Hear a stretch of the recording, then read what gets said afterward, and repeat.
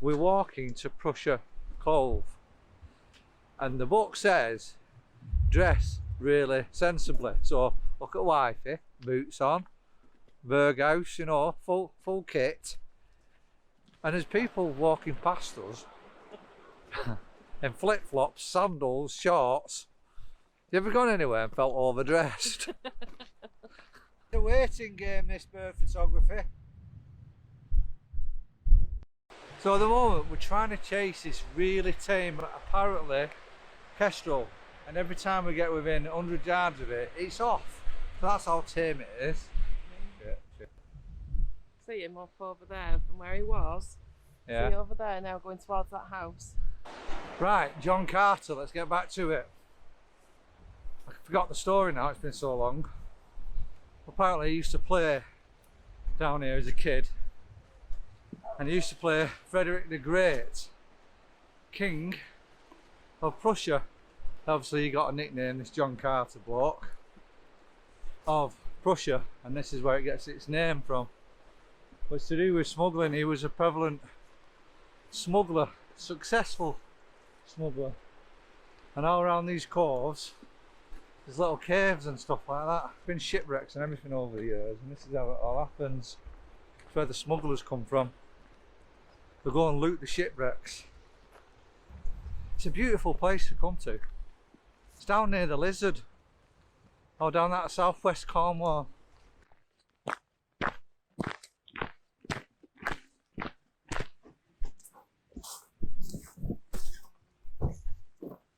Right behind me now is part of Prussia Cove, and there's a friendly Kestrel, or a tame-ish Kestrel. Now we've got quite close to it, and it's just hovering right behind me now. You won't be able to see it very well through this, but it's catching mice here on the banking, and it's just been on these rocks right behind me now. But wife is not too happy because it's eating poor, defenceless mice.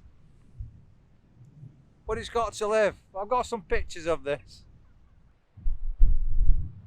I stopped eating lambs. I think they'd stop eating defenceless little mice. Oh, well, they haven't got like an Aldi or anything, or an Asda. Look how green that sea is there. It's gone down somewhere, so we'll try and find it again.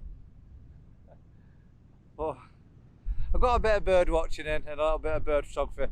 But I've had to put, because it's going against the sky a lot, so I put my exposure compensation up by a stop, and at some points nearly 2 stops, just to bring excuse me, just to bring the bird lighter, so it's not all darkening shadows. So it's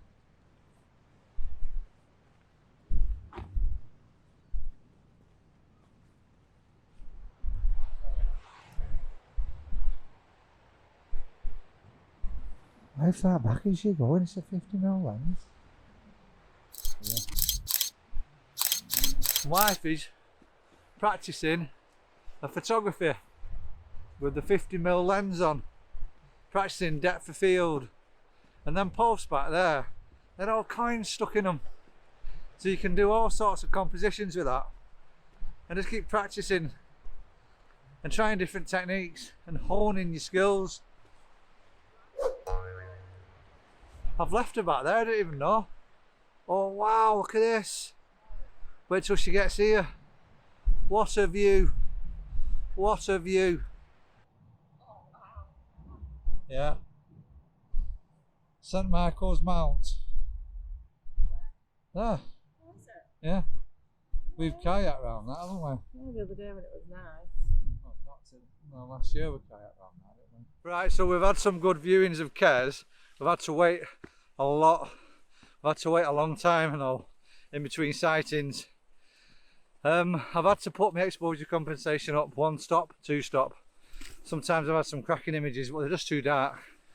Keep checking every time you take a few images while you've still got mum, because when he's hovering there, get about 5 or 6 shots off, have a quick look, then alter your exposure compensation up or down.